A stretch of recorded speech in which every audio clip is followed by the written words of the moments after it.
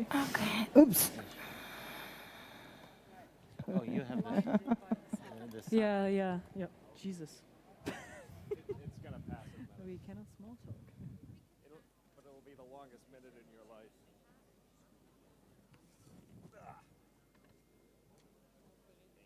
That one's an old one. Oh, no, there we are. Sunscreen? No. We all set? All right, let's grab our seats. We're going to get started. A lot of what we have talked about today will be affected by this next panel, and that is the elections in Europe. And there have already been a number. There will be some more before the end of this year and into next year. And we're very fortunate to have a great panel to lead us through this. And moderating this is someone very familiar here in Georgia, Alexandra Hall, the former British ambassador to Georgia. Alex, over to you. Thank you very much. I'm going to channel Tobias Elwood's booming voice to try and reach people at the back, because we have the last session of the day and I want to keep everybody lively and engaged. So I hope we make this a really lively question, with lots of questions going towards our German representative on the panel about a certain election which has just taken place. Yeah. It's a great pleasure for me to be back in Georgia, the place I love beyond all others. We do have an excellent panel. I'm just going to briefly introduce them, and then we're going to fire away into the first set of questions. So going from the right, we have Ivanna Klympush-Tsintsadze, which has a little Georgian in it. So, and she is a member of the Ukrainian parliament and also a former journalist for the BBC. Great. We have, next to her, we have Knut Abraham, a member of the German parliament, and like myself, a former diplomat. Former diplomats are always the best people to have on panels, because we always have a lot to get off our chests that we weren't able to say when we were in government. Right. Then we have Emanuelis Zingeris. You are not Charlotte Rodet, who was in your original leaflet out there. He is stepping up and is a member of the Lithuanian parliament. It's great to have you here. And then we have Markéta Gregorová, a member of the European Parliament, a representative of the Czech Pirate Party. And so my first question is actually going to go to her, because, as you know, we had the European Parliament elections earlier this summer. And although the centre held in that election, I think the results of that election were a harbinger of the increasing trend of extremist parties on the left and on the right gaining more sway. So I'm going to ask Markéta first. What did you take away from those elections? What is significant about them? And why has there been this rise in more populist and extremist parties? Thank you. Thank you very much, first for the introduction, and secondly for being able to be here, so for the invitation. Well, a lot of people were quite shocked by the result of European elections, because all the pro-democratic, pro-European and liberal parties had quite a tough time. And so everybody started to ask the question, why? What's the problem? And some sociologists swooped in and said, well, you know, during the times of crisis, of war, of fear, people tend to vote more conservatively. That's a fact. But then I translated it sort of to think that people are afraid, and fearmongers and those who can work with their fear or make them even more afraid are then succeeding. And that's starting to become a huge problem, because people can start to be afraid of many things. Because, to be very honest, by definition, being brave means being have courage, and being afraid or fearful is quite simple. So it's also very simple to entice that in people. And people can start to become afraid, of course, of consequences of war. You know, such as in Georgia, there is this narrative of the West wanting to take Georgia into the war and to be part of it, which is ridiculous. But it's part of the narrative because it's easy then to bring up the fear. But it's also part of the so-called cultural wars that are actually brought to Europe by Russia, where they say, oh, you should be afraid of, for instance, the LGBT plus community because they will take away your rights or privileges, or heterosexual family, I'm not sure what exactly. But again, it's just about the emotion of fear. And that's why I think the far right, the extremists, the populists in Europe got much stronger. And we will have to learn, and maybe we'll get to it by other speakers or in the rest of the panel, what to do about it. Because they are apparently winning. And I'm very afraid that Georgia will be facing that in October too. Thank you. That's a great introduction for the panel. It's a classic populists playbook to play up fears, immigration swamping our societies, and then saying the situation demands a strong man. So, Knut, all eyes are on you here because one of the questions, I think, was, were the elections in the European Parliament a blip, a kind of anti-incumbency, people using their vote on elections they don't think are so important, but when it comes to their national elections, they'll revert to a more traditional parties. But now we've had these elections in Germany. So what do you think those portend? Where are we headed? Is this going to be replicated in the next round of German elections and national elections? Are we on this trajectory? Well, I think yesterday night's results are not just another bad election. It is really a disaster.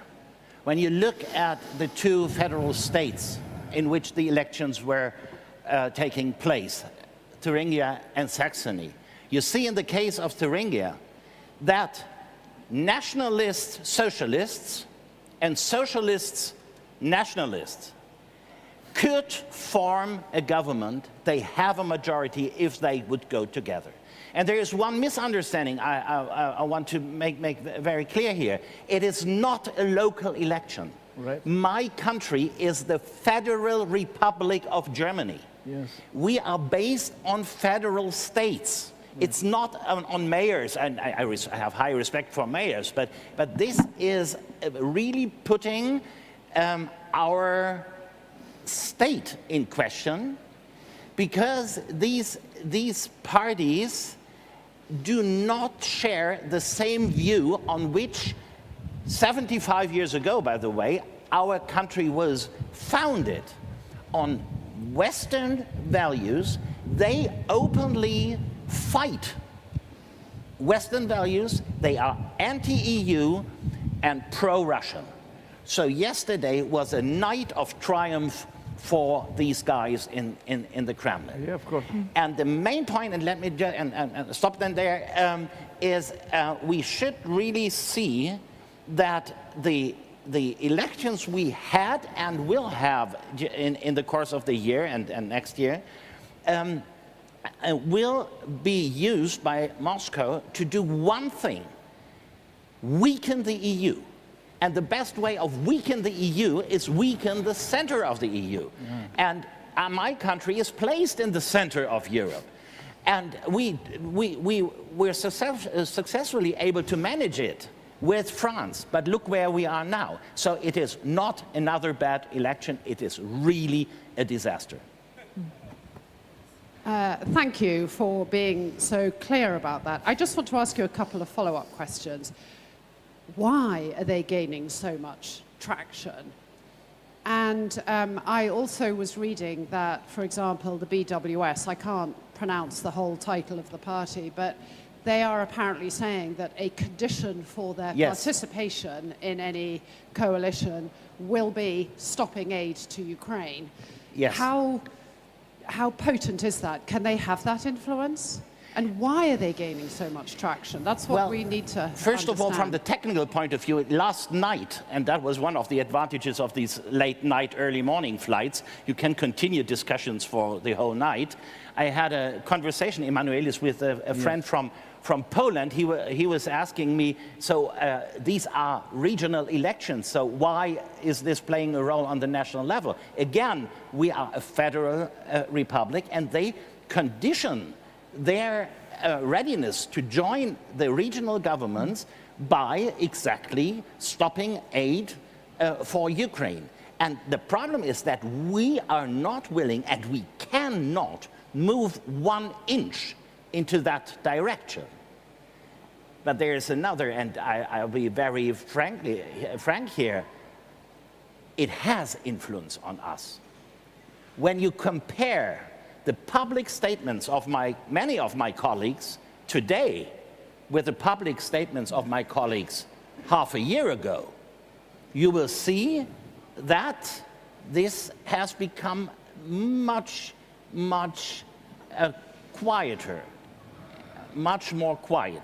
And this is a very negative development. And that, just one sentence on this party, and please, dear colleagues, check it out. This is a one-person party. It is her will. Yeah. Her will. One politician, one person, Sarah Wagenknecht. Yeah. The program, the structure, the organization is one figure. You know what I want to say. We have that experience in the UK. Nigel Farage ran a campaign for years to take the UK out of the EU, and I think he has, he succeeded, and it was this single-minded campaign and completely disingenuous rhetoric and false portrayal of the EU. So we have to be very careful of those determined individuals. I'm going to come to Ivanna in a minute because I want to sort of tease out a little bit more about what this means for Ukraine and how Ukraine is viewing this moment. But before I get there, one of the aspects that is so frightening about the rise of the AfD is this sort of explicit harking back to Germany's Nazi past.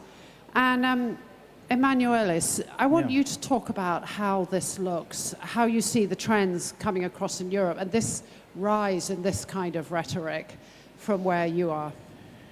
I'm coming from Vilnius, actually being a boring proletariat member of parliamentary community last 30, no more like 30 years. At I'm elected, I'm sorry, it was supposed that I will speak tomorrow, but I should vote for Andrew Kubilius tomorrow in my parliament to make him commissioner. So I'm departing, and before that, it was the results you just mentioned by my friends, the results just published of former place named by all possible Potsdam agreements GDR, now is Saxony and Thuringen. Mm-hmm. So my mother was arrested by Gestapo, and she spent four years in Nazi camps. And for me, you know, I'm only one Jewish guy in my parliament for the last 3 decades. Always facing the consequences of the Holocaust and looking to the fact that Germany is, thank God, shifting your army groups to Lithuania, yes, to defend us against possible Russian invasion, and looking to the fact that you're supposed to morally lead European Union when our friends from the great island said goodbye to us, or let's say you just mentioned names of those enthusiastic destroyers of Europe in Great Britain. So from my point of view, it is a question how you will switch from your usual language in Bundespolitik to the going to fight against this phenomena when GDR was based on non-dialogue, communist dictatorship for 50 years, repressing the anti-Nazi dialogue who happens with Henrik Böll and other guys, reconciliation in West Side. So East Germany have no reconciliation with the past. It was simply pathetic communist regime, and now we have outcome of that, plus other issues, but outcome of their 50 years being in Soviet Union with their fake anti-Nazi, I'm sorry, I'm saying like a Jewish guy, fake anti-Nazi politics and fake, even today, telling from Moscow to Kiev that they are Nazis. and the Nazis are in Moscow. So in this case, their politics was to freeze the real authentic dialogue about Anne Frank, Hannah Arendt, about everything in East Germany, and now we have the result of that the dialogue was stopped in 50s, 60s, 70s, 80s. It was produced in Moscow, this frozen communist society, and now you have the echo after 34 years after Wendezeit, after unification of Germany. That's my comment. But from this point of view, you have other results related to Ukraine. Moscow, using those former subjugated people, just was statement by Moscow. We have newborn nation, means in East Germany. Again, not GDR, but newborn nation. Well, they like to split us in every possible way. So they're trying to split Germany. They're trying to influence the German opinion not to give anything, ammunition, to stop everything what's related to our liberation war in Ukraine. They're supporting so-called anti-Nazi narrative in opposite way. I sent official letter to Mr. Putin and from a Jewish community to stop this, like a Holocaust survival family, to stop this so-called anti-Nazi propaganda from Moscow. Well, that is a Nazi propaganda. We went officially sending letters. Don't speak in the name of Holocaust survivors from Moscow side. Stop that.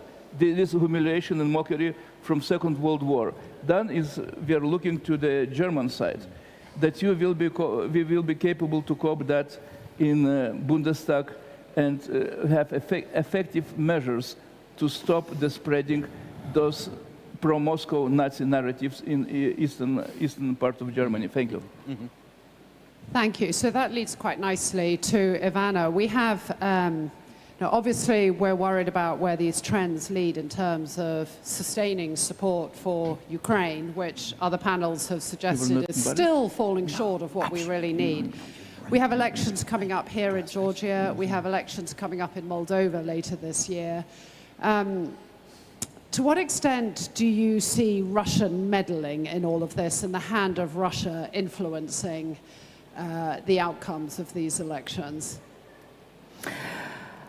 Well, I'm sure that Russia is not only interested in grasping the center of Europe, but I think that Russia is going to use any opportunity to increase the frictions that might happen in any of the Western societies. And definitely the electoral period is one of those when they might harvest more of their gains from what they've quote and unquote invested.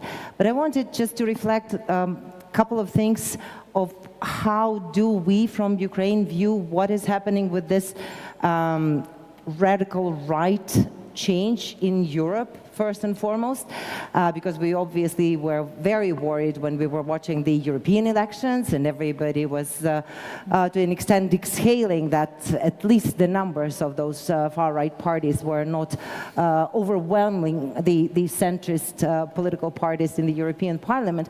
But it seems that there are a couple of things that are leading to that situation. Partially, it's also probably something that is stemming from the historical cycles, because you would have had like leftist globalism for some time, and just naturally the conservative nationalism is kicking in. That's part of the thing. But then on the top of it, you have also the rebellion against the establishment that is not hearing the people to the extent that they would like to hear. And then you have someone, let's say Russian Federation, amplifying that dissatisfaction with the elites.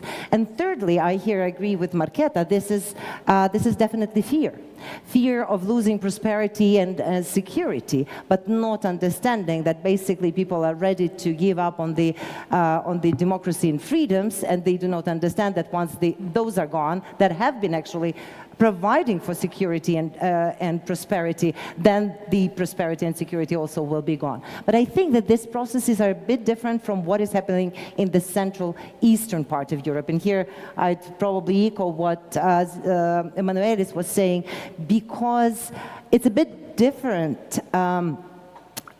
Because you have Orban, you have Fico, you have Babiš, you have Kaczynski, you have all these different types of people that are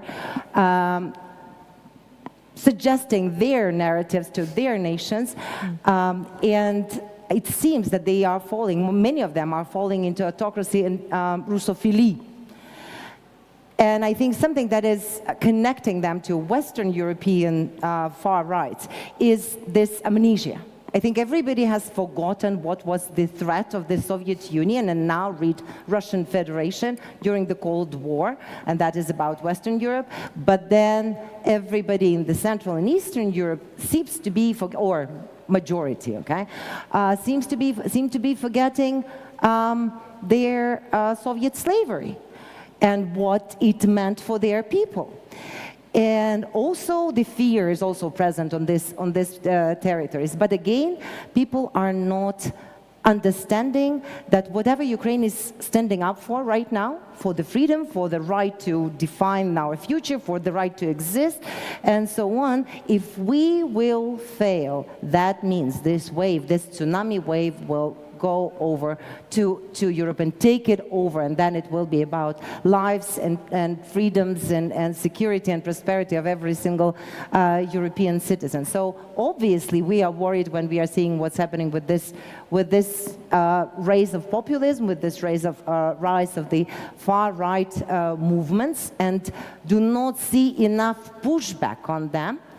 And we understand that that will have an impact on all the European policies. It will have the impact on the internal dispute and discussion how the EU will have to change. Because it is in the 2025 when you would have to address the issues that are pertinent to the European Union's future, irrespectively of whether the EU is or not going to be enlarged in the future. But that is also going to influence the whole discourse about this enlargement. It will influence the discourse about Green Deal, about migration, and definitely about military support to Ukraine under false pretexts. Calling for peaceful solutions with someone that can only understand the language of power and unity and strength. Okay, thank you for that. I want to come back now to Markéta to pick up this issue of fear. I mean, a number of you have picked up on this idea that people are feeling fearful, they're worried about their security, they're worried about their economic situation. And so perhaps they're beginning to see Ukraine in terms of fear about what it means for them, and drawing the wrong conclusion that we need to sort of protect against getting drawn into it, rather than understanding if we don't win in Ukraine, our economic and our security situation is going to be even worse. They're not drawing the right connections. But it seems to me, certainly in the UK, a huge issue, a political challenge, is this issue of immigration. And Trump has been weaponizing that in the US, and that was being weaponized in the Brexit vote and continues to be weaponized in our political system. So even though the ramifications in Russia may be encouraging these narratives, it does seem to me this proximate issue of immigration is a really difficult issue, and all these populist parties from different angles are weaponizing that. Right. So the European Parliament, the European Union, the European Commission are trying to build up sort of burden-sharing schemes and solidarity on this. How is this issue going to be handled? How do we lance the toxic boil of this immigration issue so that it can't be weaponized? Easy question number two. Absolutely. Well, I will divide the question into two parts. First, I will address the immigration per se, the topic of it, but then I will answer a little bit differently because I think the solution lies in a broader picture. So the first part, the immigration part, the problem is, again, everybody is just talking and thinking with their emotions, and nobody is looking at the clear data. And yes, there is a huge part of fear-mongering regarding immigration, although in terms of the past 50 years and in terms of definitely the past 100 years, we are the least diverse cultures, we have the least immigration, and also least refugee crisis, so to say. And of course, there are occasional spikes, especially when there is some conflict, such as was in 2022 with Ukraine. However, overall, people are moving less than they moved before. But nobody wants to hear that, because by feeling, by the titles in newspapers, it seems like there are these huge waves and there are these huge tragedies and everything. And then, of course, there are other things, such as immigration is not usually fleeing to another country to be a terrorist there. It's an offer from a working agency in the country of origin, telling them, here you have a job, come work into this country. And usually the people say, okay, I will go to work in that country. So if somebody really wants to curb immigration, then don't, I don't know, allow working agencies to get migrants in the countries of origin. But of course, nobody will do that, because we actually need migrants for our economies. So that's the problem with this topic, that it's used just based on the fear, and nobody's using actual data. And sorry to be so passionate about it, but I just finished reading how migration really works from behind the house, so I recommend it. And the second part is, I think that we will resolve this by resolving our huge problem with politics and politicians in Europe currently. And this is sort of a hot take, also brought by a certain meme, but there is this sort of cycle in European politics currently where there is some huge leader, almost authoritarian or populistic, usually far right or right wing, and they are bringing down democracy. And an uninspiring centrist comes ahead and says, oh, I will save you, I will protect you. And yes, I'm looking sort of Emmanuel Macron and others, but I will not call out all of the uninspiring centrists in Europe right now, but there are plenty of them in my country too. And then, of course, people vote for them because they do not offend anyone. And then the uninspiring centrists do what? Nothing. They don't resolve any problems. And people are, again, like, of course, unsatisfied. And then the vicious cycle of extremists, populists promising everything come forward again. And I think this was a little bit now broken in, actually in UK, or even in France, technically. And me, as a huge supporter of Ukraine, I cannot stand behind Mélenchon. However, I do understand why French people finally broke the cycle and said, Macron, you are uninspiring centrist, we hate you, and we are voting for this left front against the far right. You know, and I am not a supporter of Mélenchon, but I do get it why. And I think this is something we'll see more and more, that these extreme polls will get in. But I think we sort of need to get rid of the uninspiring centrists and just put there normal quality politicians. Of course, that's difficult, but that would be my solution. We need people like David Kramer to run for office in Europe, because he is very inspiring and very lively. There is this question about, why do the centrists end up being so boring and so safe and so cowardly? I mean, why do we allow the populists, the rabble-rousers like Nigel Farage or Boris Johnson, to occupy all the airspace? Why can't our political systems produce more inspiring leaders who are able to make the case? I mean, Knut, I was quite struck by something you said, which is, as a result of what's been happening in Germany over the last 6 years, you've seen politicians, instead of upping their rhetoric and making the case more effectively, they've been running scared. Yes. And it's like, why are they not fighting that fight? Right. So why are they running away? Why aren't they leaning in? I mean, so much is at stake. We all understand here what's at stake. Well, why are they chicken? This is like in private life too. Any politician tends to look for the most convenient way to survive. And if the most convenient way to survive is to give in, people will give in. John McCain never did that. But you're right, and this is maybe an appeal to all of us, and we are here because we are combined and we all share this view. We have to fight in our parties, in our nations, in Europe, for what we are standing for, and it is possible. I mean, I'm representing a constituency in eastern Germany, in the southern part of Brandenburg. Many journalists are writing lost case in support for Ukraine. No, you have simply to be loud. There's always a guiding figure in these town hall meetings telling you, oh, we Germans have always been with the Russians, and when Russia and Germany get along well, it's good for Europe. And then you have to make a decision. Are you giving in, saying, oh, yes, you are partly right, and of course we have to discuss German-Russian relations, and so, or say no. And the interesting thing is when you say no and elaborate, you get as much applause, minimum, as this leading voice of the nationalists. Yeah? But let me, and this is of course a week-long issue minimum, or years, on migration. I beg to differ a little bit.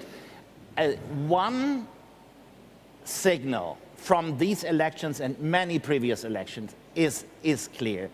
The people are no longer, at least in my country, no longer accept what they consider an uncontrolled immigration.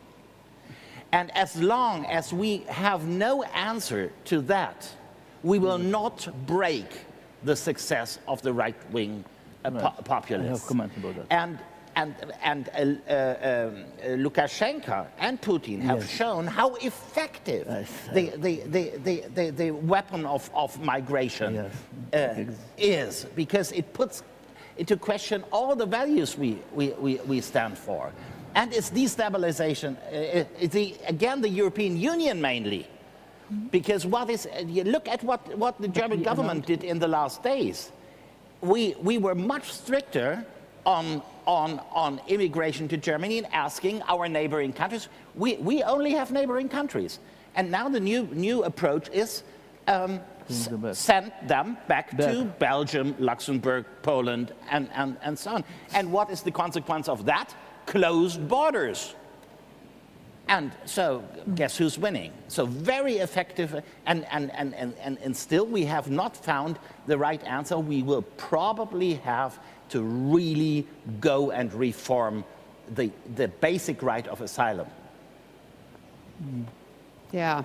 If there was an easy answer, we'd have done it by now. As someone who used to work very extensively on refugee policy, we always used to believe that we could never reopen the UN conventions because they would then just dismantle altogether, they would unravel altogether.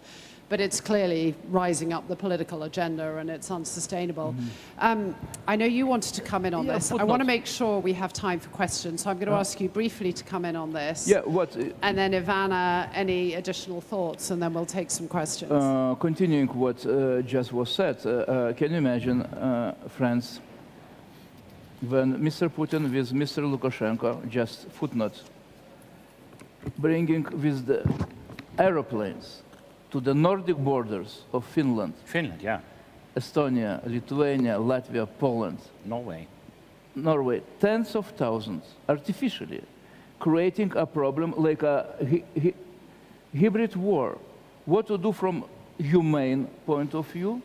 What to do with all those pushback? Well, they instrumentalizing the hybrid war against us, bringing those poor human beings from Syria and Iraq, attracting them and then putting their army, these automatic guns, and the army groups, putting them to our borders. And our armies are looking to the Belarusian and Russian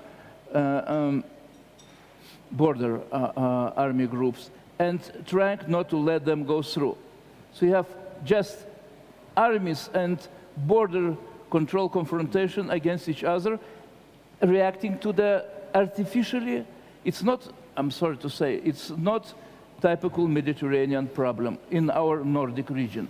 It's artificially created, instrumentalized immigration, and we should do, I am from center-right party, we should react to that accordingly, and how we should open the borders and tell us how we should let them go to Germany. Well, if they're going through, they're kissing the Lithuanian earth and saying, God, we are in Germany. And then when they see that they're not in Germany, they're running to German side. So what to do with that?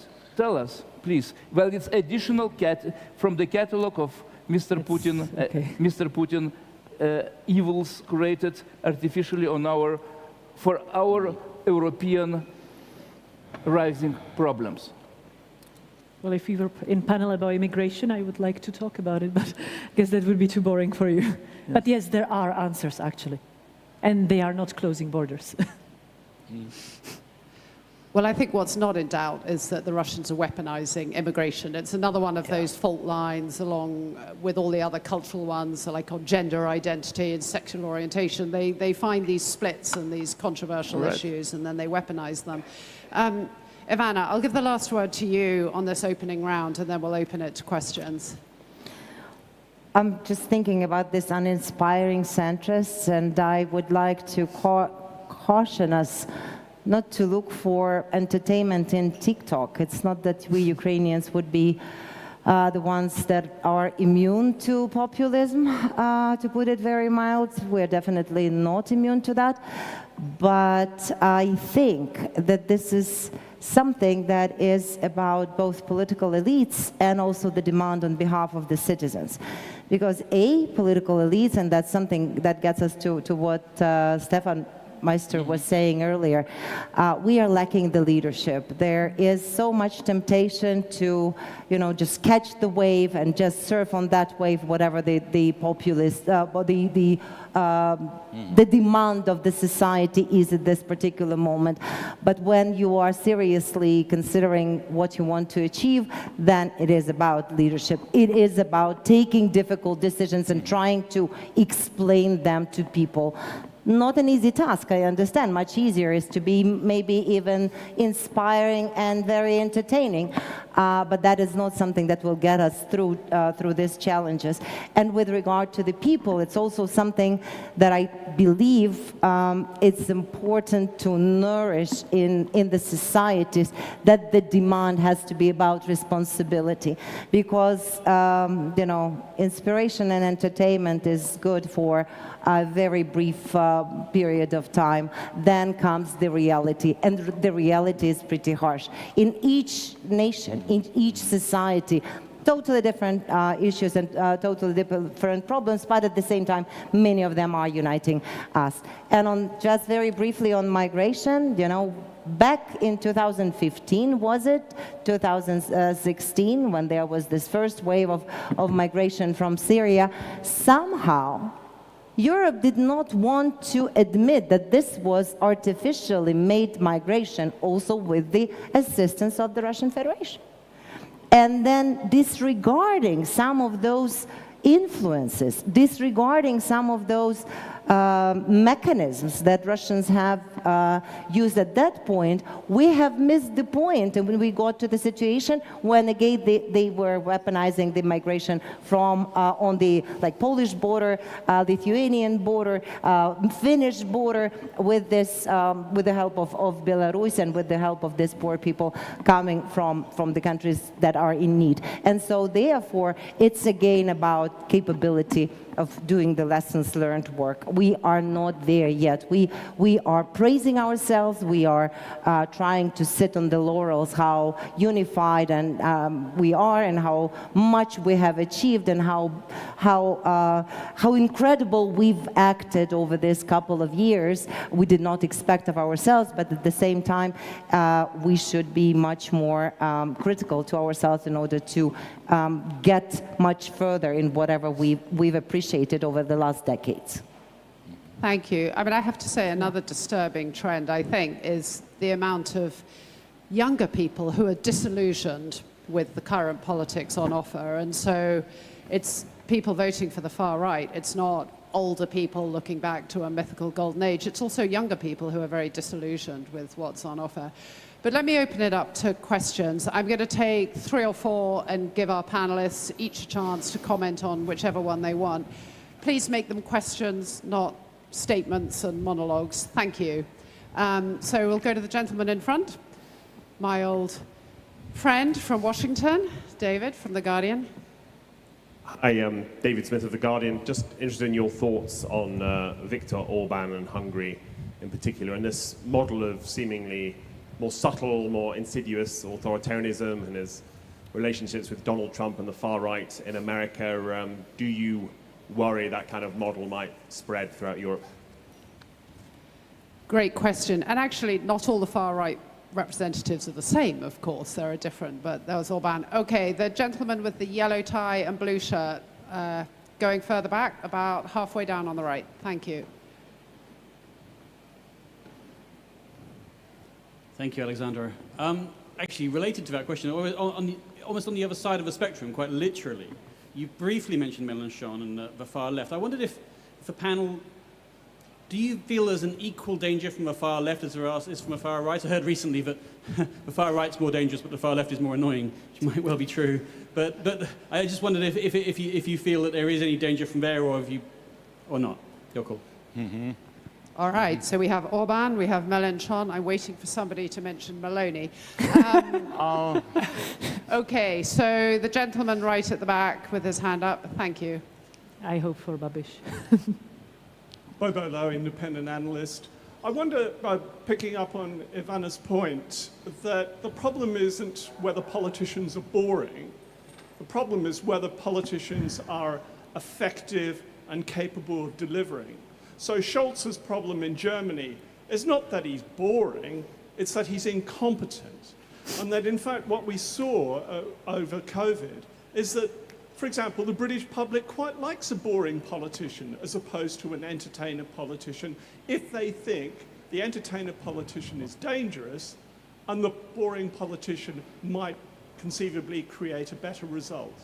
I wonder what the panelists' thoughts are on this. These are really great questions. Our politicians Yes. are getting a good tail lashing here. All right, I can take one more if anyone has one. Otherwise, take it away. Orban, Mélenchon, are the left boring and important, or boring and unimportant? What's the model for Orban and the connections with the US? Is it incompetence that is the problem? And does anyone want to have a shot at Maloney and what she's offering? Take it away. I'm going to go this way down. All right. Maybe I wasn't clear enough. Yes, I am not preaching for having an entertaining politicians. I am absolutely for their effectiveness and their readiness to deliver, because it really takes seriousness, professionalism, readiness to engage with different stakeholders in order to get the solution that might be not very appealing in the first, in the first phase, but will get you through with through the challenges to something that is more important for all the citizens. So totally agree here. I'll probably passed on the danger of the far left, but with regard to Orban, I really think that it has been a long time that the European Union would have had to act much more seriously internally with regard to opportunism that is so far being allowed to Hungary under Hungarian Prime Minister, because this is about this all the time lowering common denominator for action. That is exactly what Orban is doing on different occasions. Well, certainly with regard to Ukraine, we've been seeing quite a lot of this limitations to usage of the military support towards Ukraine, or we've been kept hostage to our even NATO-Ukraine dialogue back in 2017, 2018, 19. So it didn't appear now, it's not something new. But now I think that also there should have been a much stronger reaction from the European Union when Hungary has started its presidency in the EU to do all this round without any mandate round of so-called peace talks going to Moscow and going to China and presenting this as if this is going to reach something. I think it's a Trojan horse right now inside the EU, and if the EU is not ready to enact its 7th article of the European Yes. foundation law, I think we will see many more other attempts to blow the European unity on different occasions from within. Others will follow the path that Orban is suggesting as his behavior. Knut. Let me try to start with Orban and Meloni, because there's one combining thing, and this is the EU. Orban is nothing without the opportunities he enjoys from the European Union. And so the answer is very clear. We have to be very strict in confronting Orban with the no-goes, because he will not, in the end, not endanger Hungary's position inside the European Union, because this is all Hungary has, and we should play that card much stronger.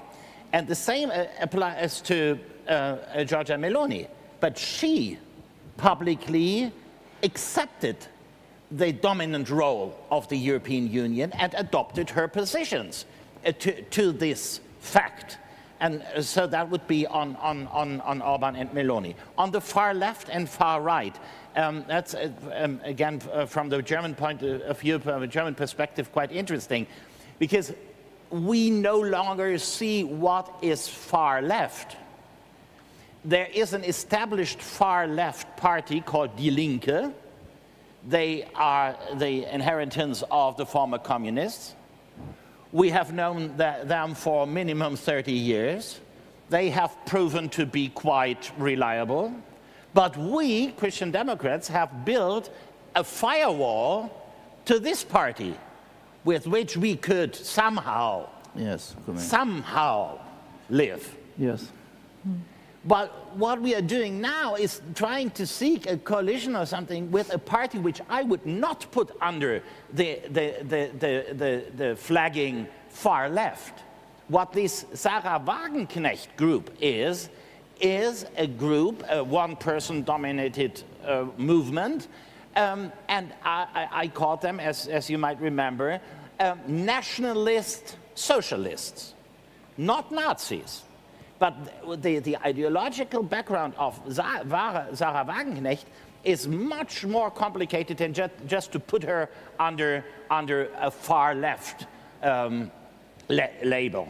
And secondly, it's always difficult abroad to, but in the case of the outgoing chancellor, I will be quite frank, the problem with our current chancellor is not that he is uninspiring.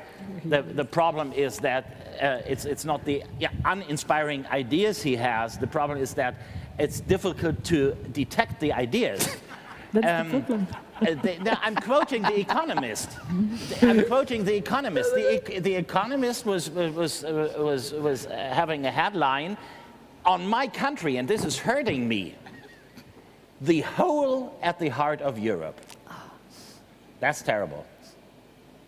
Spoken like a true ex-diplomat there, Knut. I can't be fired. Emanuelis. Yes, I will be concentrating, not looking of your last remark, that we cannot find any ideas. Okay, it's about one party in former East Germany. You just mentioned, led by this lady. But in general, you should go deeper. What they're doing before election, which type of ideas Mr. Orban is promoting. So his headlines, okay, before his headlines was to fight George Soros. Now, and the general, how to say, imperial Jewish conspiracy, that was 10 years ago. Now his headline is to make peace. Which peace? It's a network created by combined Kremlin forces, created a stereotype slogan in Lithuania, in Hungary, in all possible European countries to make peace. And to make peace means to surrender. Yeah, you know. This means go to their slogan, of alternative for Germany. This actually, in my case, I look to them not only like pro-neo-Nazi party, but what they're talking about Ukraine, to make peace. Which type of peace Mr. Orban is promoting, sitting in Kremlin, and when Mr. Putin is saying about his vision how to recreate former Soviet Union space, what he is repeating on every occasion after Munich conference and before that. So it's repeated in every country. So we are talking about radical forces who, based on one package of ideas, useful for Kremlin. I'm trying not to be a Baltic anti-Kremlin paranoid guy. I'm trying to say that the narratives in all those parties are extremely the same. Extremely the same, duplicated. From my point of view, in my country, in 2 months, just during Russia, in 3 months, we have new party based on anti-Semitic idea and on populist. In 3 months, raised one of the most popular party in extremely stable Nordic Lithuania, and on the same ideas to make peace with Moscow, and so to conflict. We don't need United States. United States influence is too big against United States military involvement in Europe, and so. Everything what was repeated by FSB and before KGB, when we have Federal Republic of Germany, GDR, all this slogan now is working in those radical party lines. And then it's the question about Germany. Just repeating, after yesterday election results, you should be more outspoken. The classical parties should have new, if possible, you should consider to have new tunes, new voice, and fight them on everyday basis. So the very last word between us and the bar goes to you, Markéta, to close today. Thank you. Now I'm afraid everybody will directly leave to the bar. But I have two comments on the far right, far left, and on the uninspiring politicians, because I sort of started it.